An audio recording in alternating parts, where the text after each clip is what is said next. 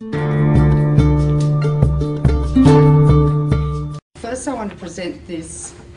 It's produced by the New York Academy of Sciences, and it's a report on Chernobyl. Can be downloaded. Yeah. They translated 5,000 articles from Russian the first time into English. It seems that nearly 1 million people have already died as a result of Chernobyl, despite what WHO says and the IAEA. This is one of the most monstrous cover-ups in the history of medicine, because everybody should know about this. Then we extrapolate through to Japan. Japan is, by orders of magnitude, many times worse than Chernobyl. Never in my life did I think that 6 nuclear reactors would be at risk.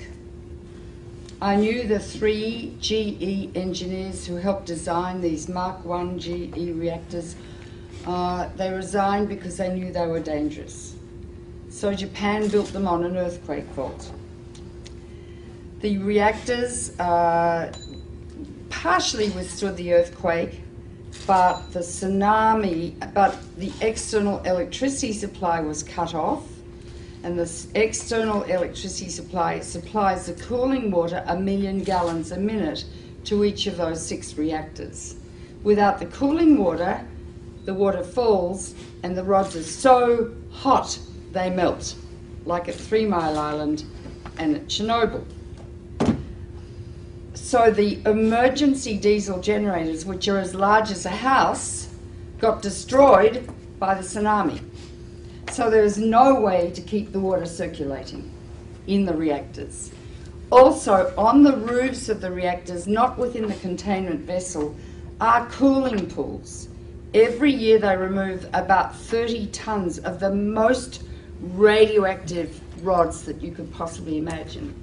Each one is 12 feet long and ½ an inch thick. Gives out so much radiation, like X-rays, that if you stand next to it for a couple of minutes, you'll die. Not drop dead, but with, remember Litvinenko, the Russian who got poisoned by polonium? You'll die like that, with your hair falling out, bleeding to death and dying of massive infection, like AIDS patients die. So these are, and they're thermally hot, so they have to be put in a big pool and continually cooled too. The pool has really no roof. There have been 3 hydrogen explosions blowing off the roof of the building, not the containment vessel of the core, but the roof, and exposing the cooling pool.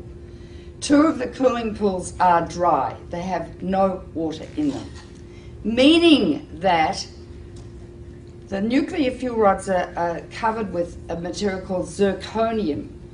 When zirconium is exposed to air, it burns, it ignites. And there have been 2 of the fueling pools at this moment are burning. In the cooling pools are many times, you know, like 10 to 20 times more radiation than in each reactor core. In each reactor core is as much long-lived radiation as that produced by 1,000 Hiroshima-sized bombs. We are dealing with diabolical energy. E equals mc squared. It's the energy that blows up nuclear bombs. Einstein said nuclear power is a hell of a way to boil water, because that is all nuclear power is used for, to boil water through the massive heat, turn it into steam, turn a turbine which generates electricity. Now when you fission uranium, 200 new elements are formed, all of which are much more poisonous to the body than the original uranium. Although uranium's pretty poisonous, America used it in Fallujah and Baghdad, and in Fallujah 80% of the babies being born are grossly deformed. They're being born without brains, single eyes, no arms. The doctors have told the women to stop having babies. The incidence of childhood cancer has gone up about 12 times. This is genocide. It's a nuclear war being conducted in Iraq. But uranium that they're using lasts for more than 4.5 billion years. So we're contaminating the cradle of civilization, the coalition of the willing. In the nuclear power plants, however, is a huge amount of radiation. 200 elements. Some last seconds, some last millions of years. Radioactive iodine lasts 6 weeks. It causes thyroid cancer. That's why people are saying better take potassium iodide, because that blocks the thyroid uptake of radioactive iodine, which later can cause thyroid cancer. In Chernobyl, over 20,000 people have developed thyroid cancer. They have to have their thyroids out, and they will die unless they take thyroid replacement every day, like a diabetic has to take insulin. Strontium-90 will get out. It lasts for 600 years. It goes to the bone, where it causes bone cancer or leukemia. Cesium lasts for 600 years. It's all over Europe. 40% of Europe is still radioactive. Turkish food is extremely radioactive. Do not buy Turkish dried apricots. Do not buy Turkish hazelnuts or dried... the Turks were so cross with the Russians, they sent all their radioactive tea over to Russia after Chernobyl. But 40% of Europe is still radioactive. Farms in Britain, their lambs are so full of cesium they can't sell them. Don't eat European food. But that's nothing compared to what's happening now. One of the most deadly is plutonium, named after Pluto, god of the underworld. 1/1,000,000th of a gram, if you inhale it, will give you cancer. Hypothetically, 1 pound, if evenly distributed, could give everyone on Earth cancer. Each reactor has 250 kilos of plutonium in it, kilograms. You only need 2.5 kilograms to make a bomb, because plutonium is what they make bombs with. It's the only country that has a reactor. From your uranium, you are the biggest exporters of uranium in the world, Cameco. Canada sells two things. It sells wheat for life and uranium for death. Right?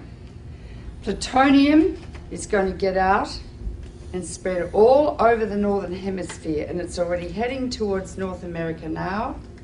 Plus radioactive iodine-129, its half-life is 17 million years, plus strontium, plus cesium, plus tritium, and I could go on and on and on. When it rains, down comes fallout, and it concentrates in food. If it gets into the sea, the algae concentrated hundreds of times, then the crustaceans concentrated hundreds of times, then the little fish, then the big fish, then us. Because we stand on the apex of the food chain. You can't taste these radioactive elements, you can't see them, and you can't smell them. They're silent. When you get them inside your body, you don't suddenly drop dead of cancer. It takes 5 to 60 years to get your cancer. And when the cancer, if you feel a lump in your breast, doesn't say, I was made by some strontium-90 you ate in a piece of fish 20 years ago. All radiation is damaging. It's cumulative. Each dose you get adds to your risk of getting cancer. With americium, that's more dangerous than plutonium. I mean, I could go on and on. Depends if it rains, if you're going to get it or not. If it rains and the radiation comes down, don't grow food, don't eat the food, and I mean don't eat it for 600 years. The radioactive waste from nuclear power is going to be buried, I hear, just like next to Lake Ontario. It's going to leak, last for millions of years, it's going to get into the water, into the food chains. Radioactive waste will induce epidemics of cancer, leukemia, and genetic disease for the rest of time. This is the greatest public health hazard the world has ever witnessed, apart from the threat every day of nuclear war. Einstein said the splitting of the atom changed everything save man's mode of thinking. Very profound. Thus we drift towards unparalleled catastrophe. We are arrogant, we have a lot of hubris, and I think the reptilian midbrain of some men's brains is pathological. We are now in a situation where we have harnessed the energy of the sun. It is totally out of control, and there's simply nothing we can do about it.